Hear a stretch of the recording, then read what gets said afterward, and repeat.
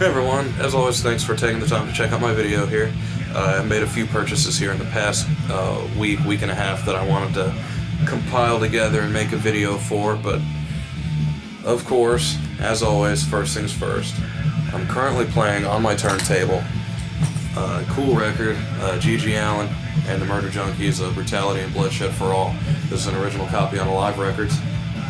I believe I got this here at Skinny's Records in the area.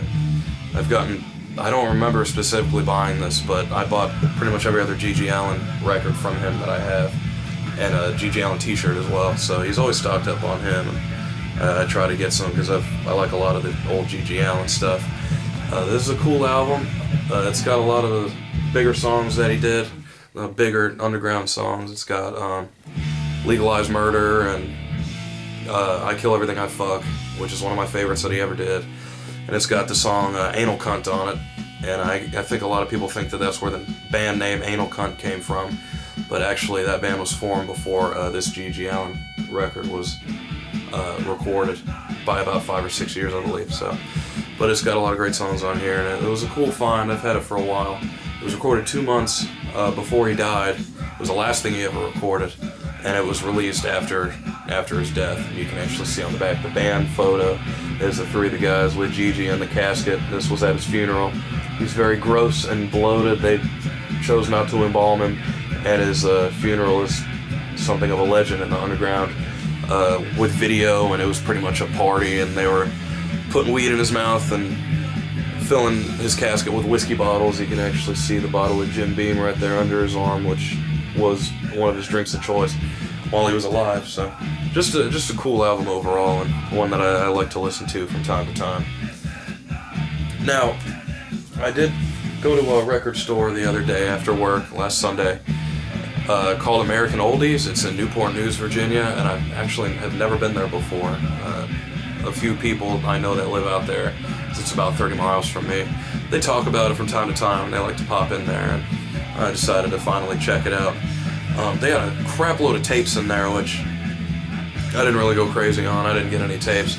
I didn't see too much in the underground metal selection that I just had to have, but I did find a lot of other great albums and picked up a few of them. The first being Breaking the Chains by Dokken. I don't really know a whole lot about Dokken, but Breaking the Chains, the song I remember being one of the first rock and roll songs I ever heard when I was about 10, I think.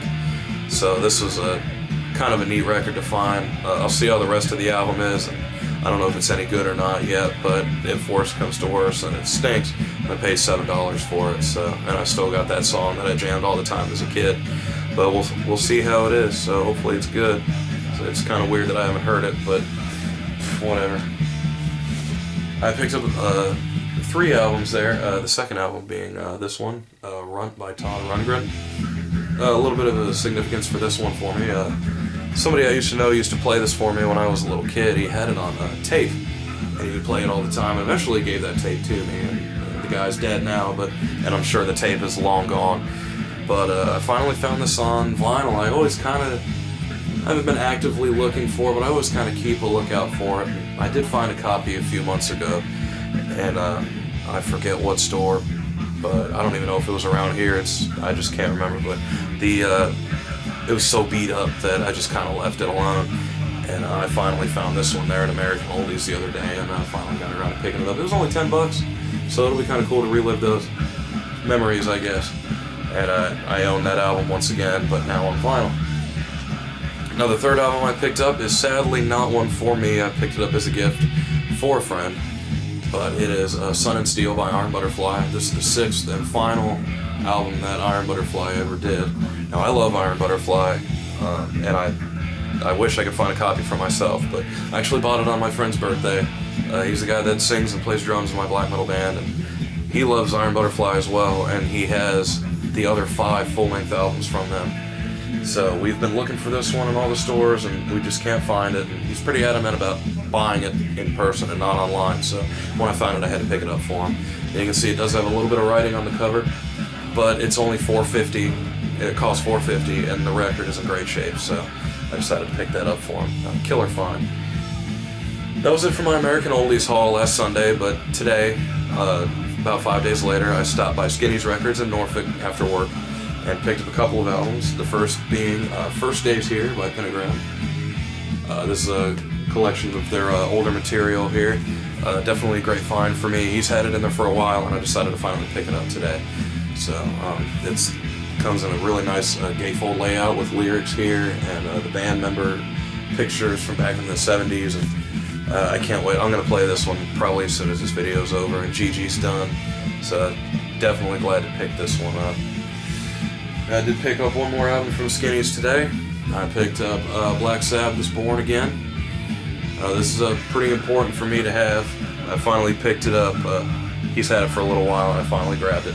It's pretty important for me to have because it bridges the gap in my collection between Mob Rules and 7 Star. And it also makes this 13, I have the first 13 Black Sabbath full lengths on vinyl.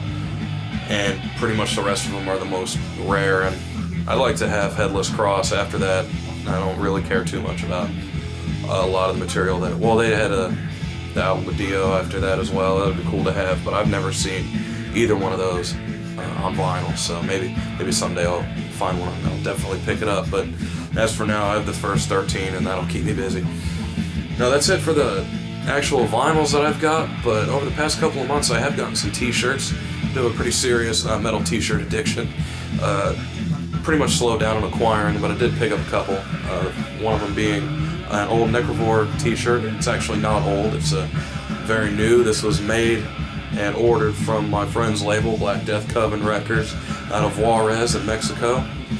I've never seen a Necrovore shirt with a red logo like that. It's got the classic red logo. And then the rest of the shirt is black and white. It's got the classic demo artwork on it.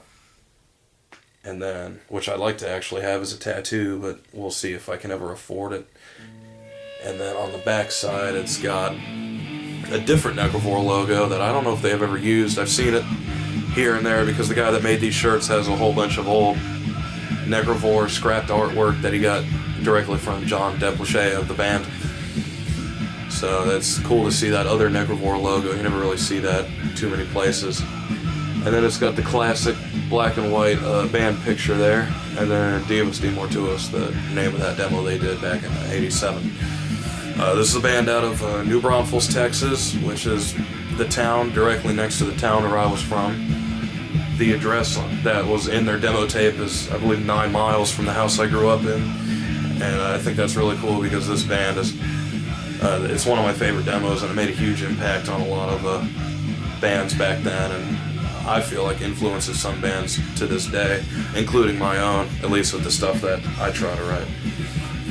Now the other shirt I got was from my buddies, a black metal band called Plutonian Shore. They're out of San Antonio, Texas.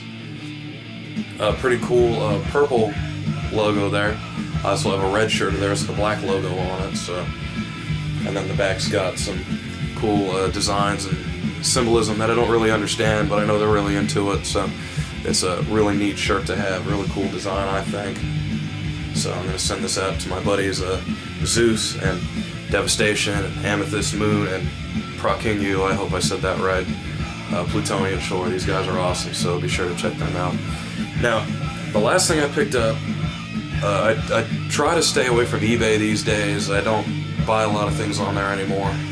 But I was just kind of browsing around for fun and did find a patch from a black metal project called Hills of Sephiroth.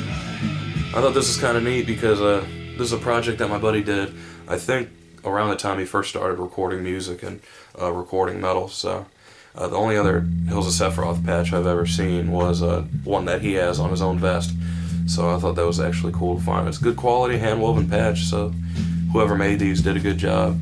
So maybe I'll try to find out who did it and make patches for my own band. But that about does it for my haul for this past week and a half or so, plus the t-shirts and other things I've gotten. I hope you enjoyed watching the video. Keep checking back for more. I'm going to make another record store run sometime this weekend, and hopefully I find, again, I'm not going to go too crazy, but I'm sure I'll find 1 or 2 things that I'll pick up and compile into a video for the people that actually follow these. So thanks again for watching. Always remember, when the needle drops, the bullshit stops.